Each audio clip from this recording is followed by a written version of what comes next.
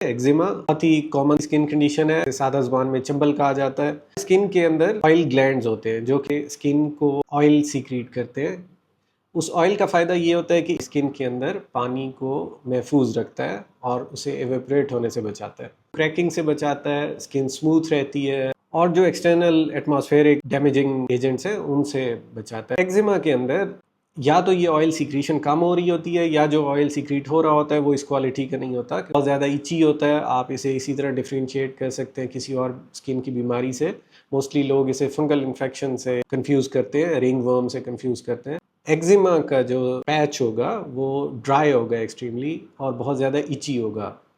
उसे कैसे मैनेज किया जाए, तो उसके दो पार्ट्स हैं। नंबर 1 है प्रिवेंशन, नंबर 2 है ट्रीटमेंट। मेन एम जो प्रिवेंशन का है वो है कि आपने स्किन को मॉइस्चराइज रखना है, उसे ड्राई नहीं होने देना है। फिर आपने ऐसे प्रोडक्ट यूज़ करने हैं जो कि ऑयल बेस्ड हो। इसके बाद आपने कॉटन बेस्ड गारमेंट्स यूज़ करने हैं। वूल, लिनन, पॉलिएस्टर से इज्तनाब करना है। तो एक्जिमा की ट्रीटमेंट के लिए आप मोवेट या मोमेट के नाम से आती हैं जो कि जिनमें बड़ा माइल्ड स्टीरॉयड होता है और ट्वाइस डेली 2 से 3 हफ्तों के लिए लगाएं। इसके साथ आप मॉइस्चराइज़र यूज़ करना है, रात को भी लगाएं और फिर नहाने के बाद लगाएं एक्जिमा जहाँ पे पैच बना हुआ है।